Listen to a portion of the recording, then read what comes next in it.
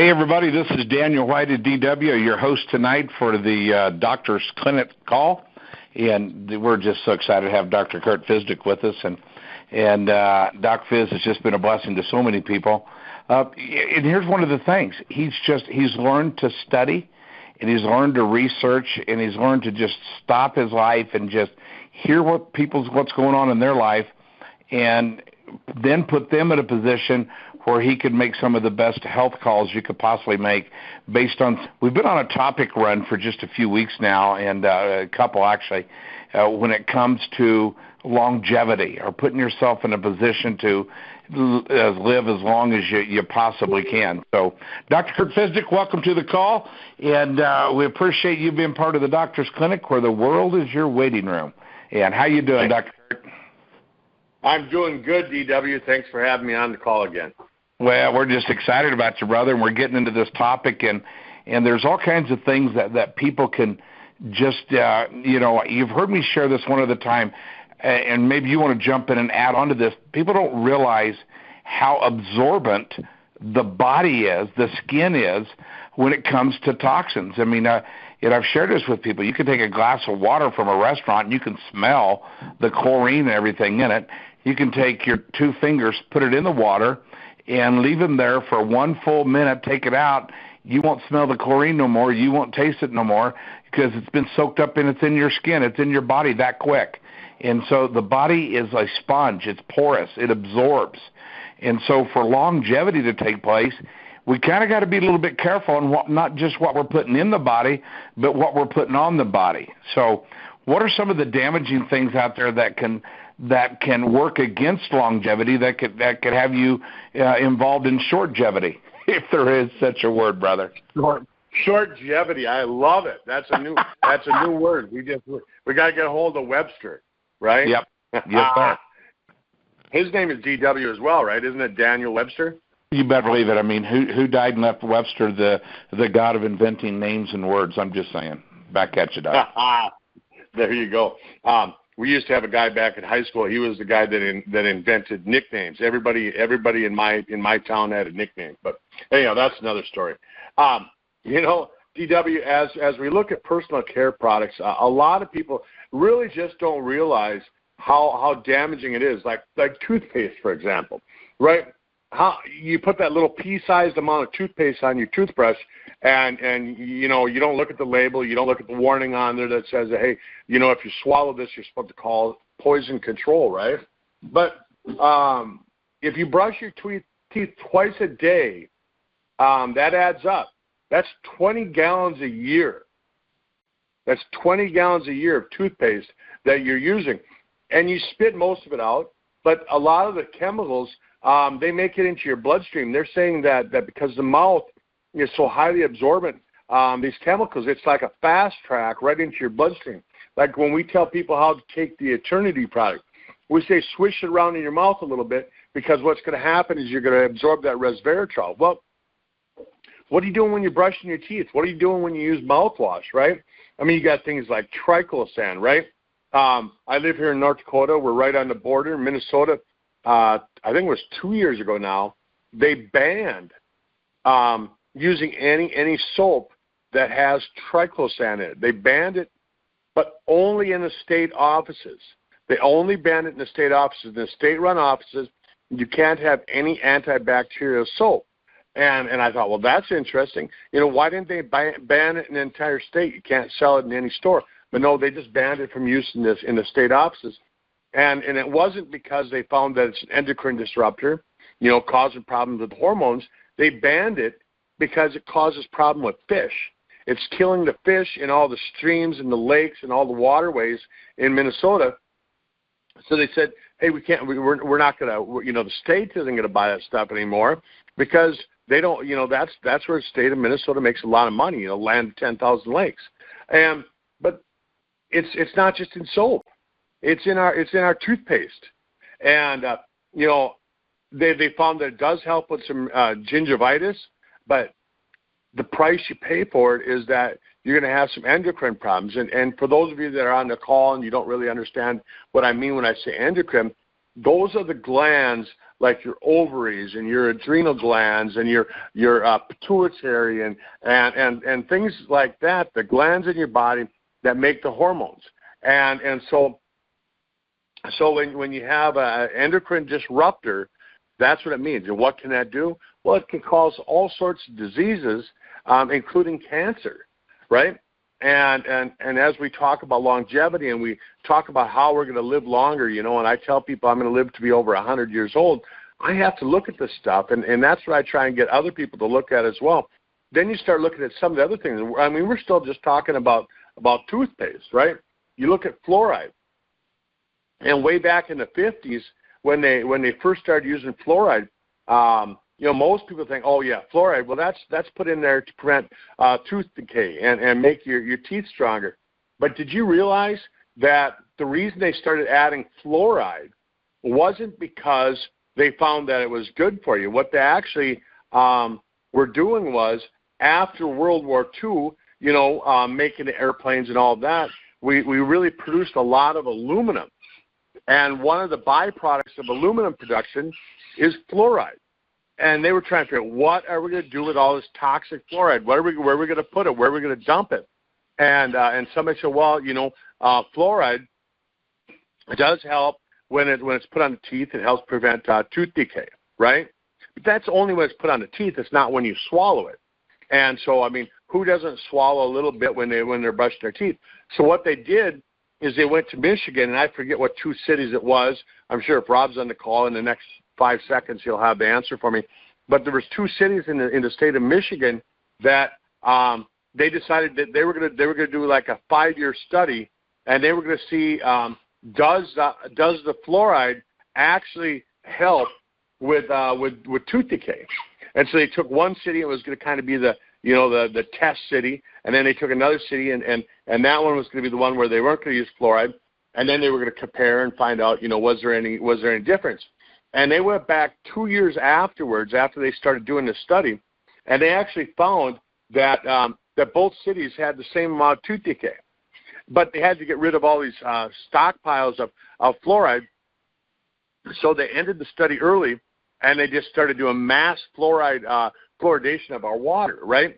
And then once they used up all those stockpiles of fluoride, well, they got to continue with the whole thing, with the whole I guess the whole mystery behind fluoride, dumping it into our water, so they continued mass fluoridation of the water. And now we're starting to see a lot of cities, there's a lot of countries that are saying, we got to get rid of this stuff. And so you look at different toothpaste, you're starting to see that they're taken out of there. But then, they take that out, but they leave in the sodium lauryl sulfate, right? And sodium lauryl sulfate is another type of a toxin. It causes problems. It can cause cancer, and it's really a surfactant, right?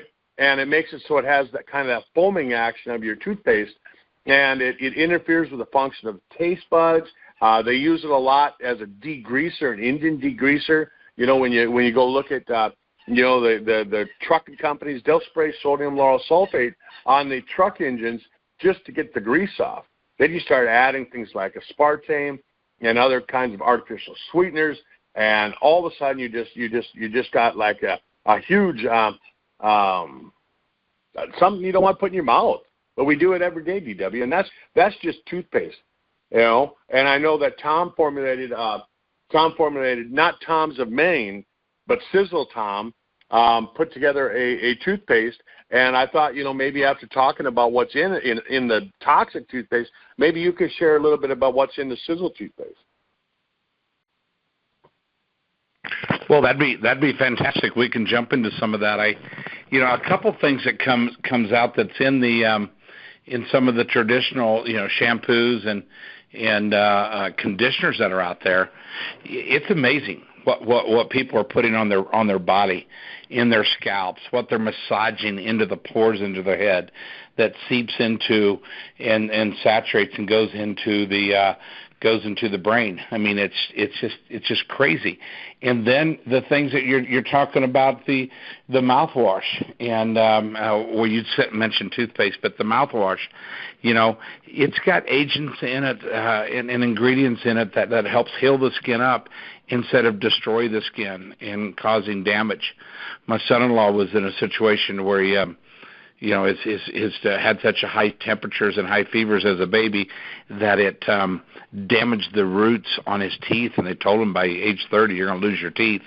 And this guy was paranoid about it, so he was brushing his teeth with this junk stuff, 5 times a day, and he was using all kinds of massive over-the-counter stuff. He'd go at the pharmacy and get it from them, and a mouthwash that would have a big skull on it with a big red sign through it, and it says, "If swallowed, call poison control immediately." And he got to reading in it, and we gave him one of our Sisel Safe brochures. So the person invited you to listen to this call, or something you're going to want to get your hands on is, and it's just simply titled, we call it the Sisel Safe brochure, but it's really called "Give Your Family the Best: Pure, Nurturing Products Without Harmful Chemicals." And it lets you do your own research. So I'm not going to ask you to trust myself or trust Dr. Kurt. I'm going to ask you to test us. I'm not going to ask you to trust Sisel. I'm going to ask you to test them. And you can take this research information that's in this brochure, and you can look at 3 or 4 things that you're taking in your house, and you see what's in there.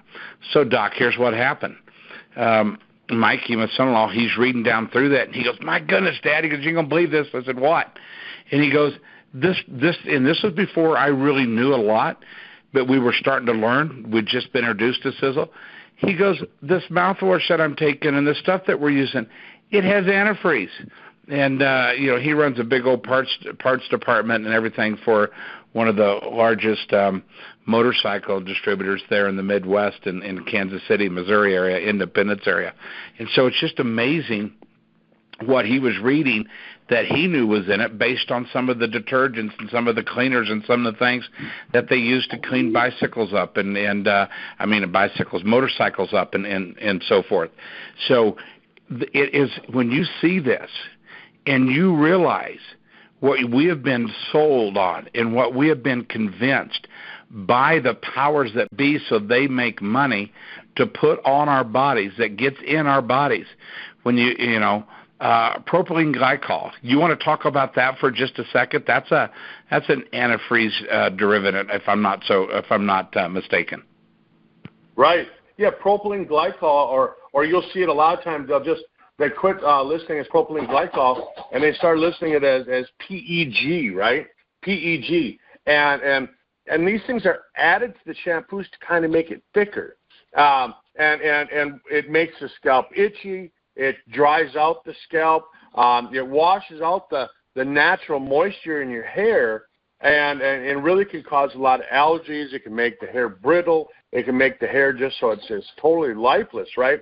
But what does that do in your body? Well, if it absorbs in your body, because you got to believe that if you're shampooing with it, what's it doing inside your body? And there's just a whole mess of things that it can do, and trigger all sorts of diseases like we were talking about earlier, as far as like on the inside of your body. I'm just looking here. I went online and I just looked up recipe for commercial shampoo, and here's what they have. It says SLS, SLES, TEA, DEA, PEG, methylparabens, propylene parabens, formaldehyde, sodium chloride, propylene glycol, dimethicone, alcohol, petroleum, lanolin, mineral oils, synthetic fragrances, synthetic colors. These are the stuff that they list, and then there's a host of other things that they don't even put on there because they're not required to. But I mean, DW, heck, we dang near have to be chemists just to go to the grocery store just to buy the products for our family. And there's just a whole list of these things that can just cause all sorts of problems. Again, like the surfactants with the sodium lauryl sulfates and all of that. It's amazing. Well, it is amazing. And what happens and what people are not aware of is the results from consistently using some of these products. Anything that has, chemicals in it, hazard materials in it. I mean, when Tom was making his floor waxes and he was making his degreasers, and he's in his early 30s doing this, and he realizes that the same ingredients that he had to wear a hazard material suit in order to handle, according to government regulations, in order to handle these ingredients, he was injecting into the floor waxes and degreasers. When he went home after being asked, "Have you ever thought about doing anything with personal care products?" He goes, "Never have." And he said, "Then suppose it could." So he goes home and starts doing some research, and you're talking about a science guy and a biochemist. You would think that he might have done this before. Well, he's just like us. We're trusting Mr. Ziffel at the grocery store that everything is cool, safe, soft, and squeezy and fun, and it's not. I mean, when he read that there was antifreeze in his toothpaste, that there was antifreeze in those kind of chemicals, in his conditioner, in his shampoo, there was sodium lauryl sulfate, which is a detergent that used to clean. It's a degreaser. These are some of the ingredients. He had to wear a hazard material suit, and when he injected them into the floor waxes or he injected them into the degreasers, Doc, what happened was they would be sealed in, so they wouldn't hurt or harm the body. However, in the shampoo, he found it. In the conditioners, it was there. In the bar of soap, it was there. In the laundry detergent, it was there. In the dishwashing liquid, it was there. In all the lotions and potions that his wife was using. These things that destroy and disrupt the kidneys and cause damage to the liver was in all these products.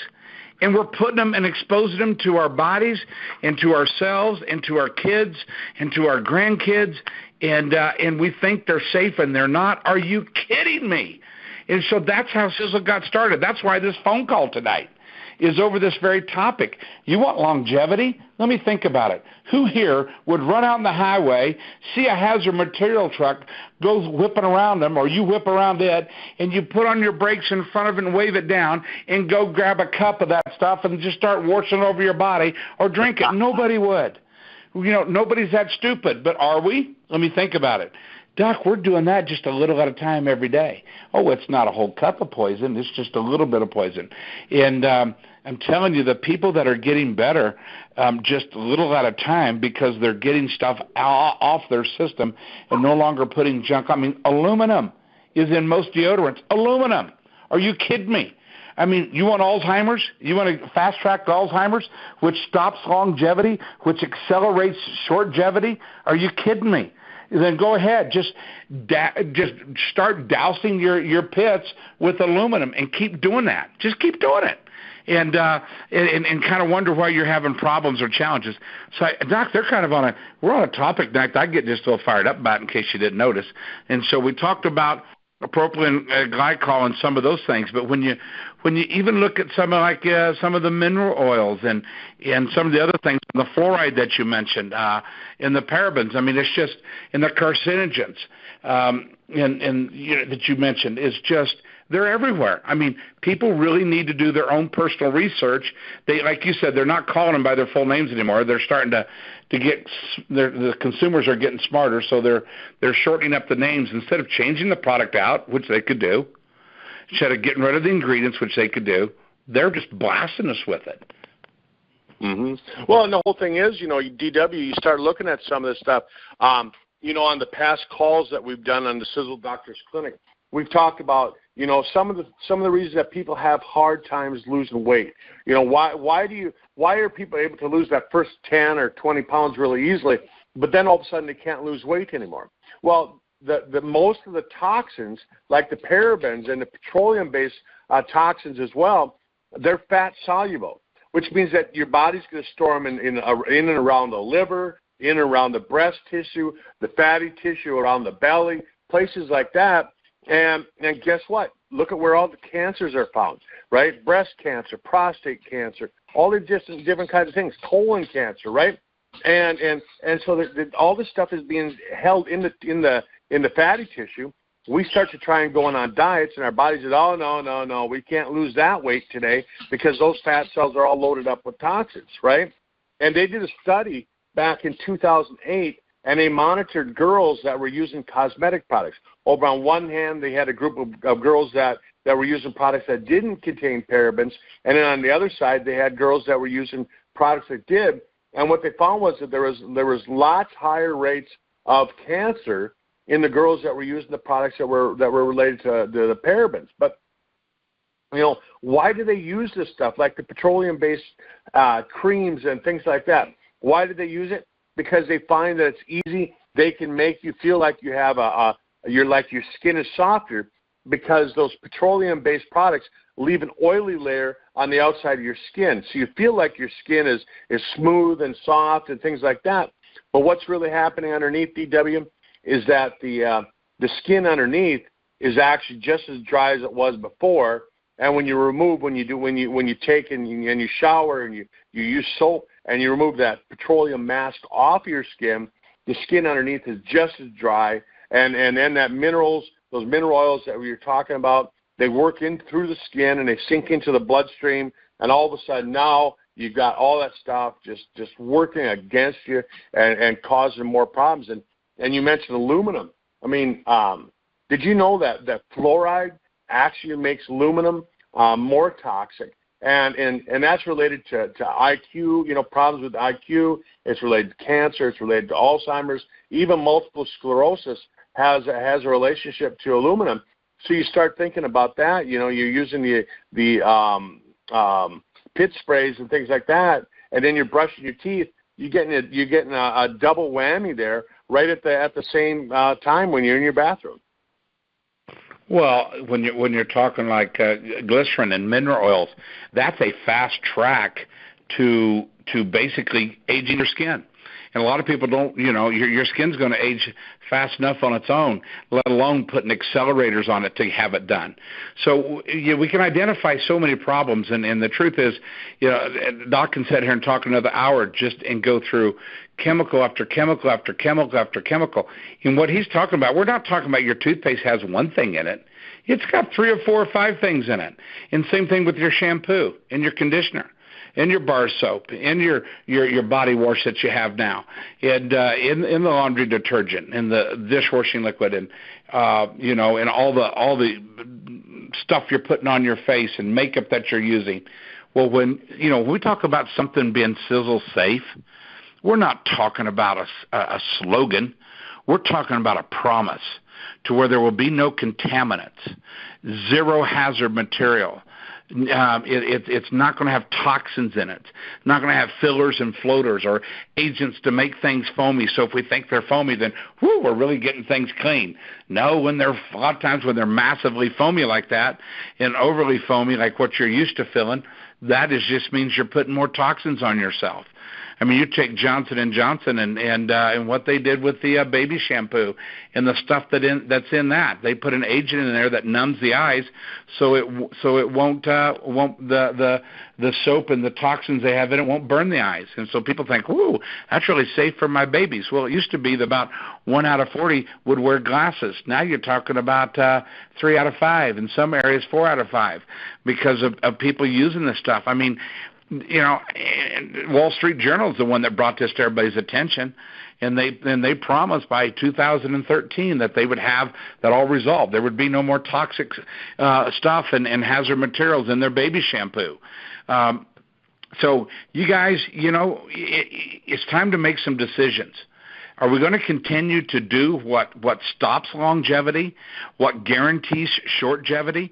Are we going to continue to do the things that harm and hurt, and then wonder why we're getting sick and why we don't feel good and why there's so many migraines and why people are way tired when they shouldn't be tired and it's just all. Is that what we're going to continue? Or are we going to make some changes? And some of the changes you can make are really simple. I mean, you're either wearing clothes, or you're sleeping in or on sheets 24 hours a day, 7 days a week. And what you put in those clothes rubs off onto your skin and is absorbed. So if you did nothing else other than just change your laundry detergent, our laundry stuff is just amazing. Does 60 loads, and a lot of people can even get more than that. With Sisel's product, you want to see how little of it you can use, the potency of the ingredients that are in there. And we could go through all the ingredients that's in our shampoos and in our conditioners, but what's neat about it is what's not in it. What I want to celebrate tonight is that it's beyond salon quality, but has zero chemicals, hazard materials, toxins, or fillers or floaters or contaminants in it. And and that is, we're talking, it's now has a stamp on it as being Sisel safe. It has that guarantee that there's nothing on there that can harm you. Our mouthwash is the most awesome, craziest stuff on the planet. FDA says we got to put on there, don't swallow. Man, you're having challenges with that, acid reflux and other things going on, and stomach problems and stuff. You can drink small doses of it, and it begins to heal the skin and heal the digestive tract up and puts it in a situation where it starts soothing it, I guess I should say, and instead of making it worse, it helps it get better. So, Doc, I'm excited about some stuff. You want to get with the person that got you. We have some incredible shampoo. We've got some stuff called it's in the maroon bottle for Sapphire. If your hair's starting to turn a little gray and got challenges there, or you're intentionally coloring it, it's really, really good for you as far as that goes. Our bar soap is crazy good. You can just put a little bit on you and spread the rest of it around. A little bit goes a long ways. Our toothpaste, you don't need no bigger than just a little bit on there, and it goes a long ways. And we encourage people to use our toothpaste with just put it on a dry brush, don't dilute it down any, and so it's full strength, and just let it set on your teeth, and then when you're done, you can gargle with the Terminator, and then spit that out, and just let all that stuff set in your mouth as long as you can. It begins to heal it up. Well, back to my son-in-law, his teeth were loose. The gums were bleeding and bad all the time. We threw the trashy, filthy, rotten, stinky, toxic crud out of his house, replaced it with our stuff, and now his dentist is like, what are you doing? What are you using? Never seen your teeth so good. Never seen your gums so tight. I can't believe you're not losing them all. And so it's just an opposite turnaround. You don't want to be 30 years old and be Mr. Toothless Guy. Are you kidding me? You don't want to be that guy, and he's not now. And so that is a big deal in our family. Well, then we got the grandkids. Are you kidding me? What do you think I want them using? That's right.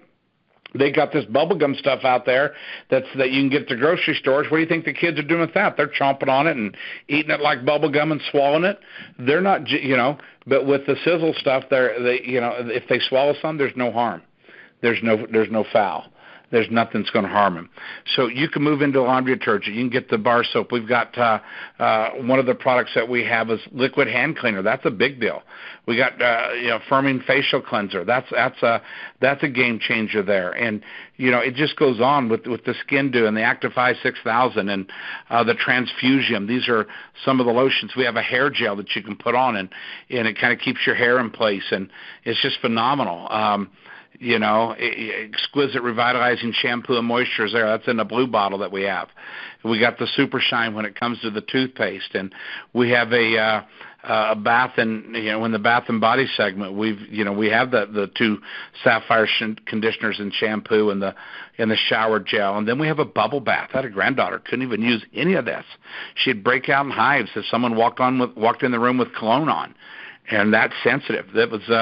It was Mikey's oldest daughter and my daughter's oldest daughter. So now she can take bubble baths. Are you kidding me? That is a game changer in her life. And so one of the things that I think we might spend some time on in the future, but our dishwashing soap is phenomenal. But one of the things we might spend a little time on is organic cleanse. Not only their toxins are out there, there's all kinds of fungus and bacteria and contaminants that's on our fruits and vegetables, whether they're straight 100% organic or whether they've been sprayed to keep all the bugs and stuff off. The organic cleanse comes in and puts them in their state of purity to where they're now healthy for you to partake and participate in. But you use the same organic cleanse to wash your chicken and your fish and your steak and pork chops or whatever you're having. You can rinse your meats in it as well before cooking them and getting all the bacteria and stuff off that. Are you kidding me? So we've got a real way to help people get healthy. So you want longevity? Well, quit putting short-longevity products on your body. Quit sitting there baptizing, solidifying, submerging, dunking your body in toxic stuff and expect to get better. It's not going to happen. It breaks your joints down. It breaks your thinking down. It wears you down. You're not supposed to start slowing down until you're about 95, 98 to 100 years old. Then you should be going about three-quarter speed. But when we got people hit age 65 or 70 and they think they've lost it. Doc, that's where living begins, not where it stops. So those are my thoughts and some of the products that you can use. We have a whole kit that you can get that just converts your house, throw the bad junk out, put the good stuff in, and get yourself in a position for some longevity. Dr. Kurt, back at you. Hey, DW, one thought that I had, and maybe, if Rob's back on the call now, maybe he can post that checklist, that Sisel Safe checklist. Maybe he can post that on the Sisel Doctors Clinica website. That would really be nice to have that. Yeah. Rob, are you with us, sir? I am with you, and I shall post it. Okay, there you've heard it. You've heard it from the engineer that knows more than most engineers dream of knowing. And so he gets our brains toxified by getting us the information consistently. Well, there you have it for the Doctor's Clinic tonight, and we just appreciate you being part of it. So stop what you're doing. Start doing the right thing. All right? And, if you don't change some things, nothing's going to change. And now's the time in your life to step up and make a difference and start with you. And that difference will spread to others. And before you know it, there will be hundreds of people in and around your circle that have been impacted and are getting themselves Sisel safe, giving yourselves a chance to have some longevity instead of zero to shortgevity. So just saying. For the Doctor's Clinic, Dr. Kurt Fisnick and myself, we thank you for being part of this tonight, and thanks for being so faithful to the call. Share it with someone else. Rob, we appreciate what you're doing. Dr. Kurt, we appreciate you, and God bless everybody, and see you same time next week, same place. The Doctor's Clinic. Thanks, everyone. Thank you, gentlemen.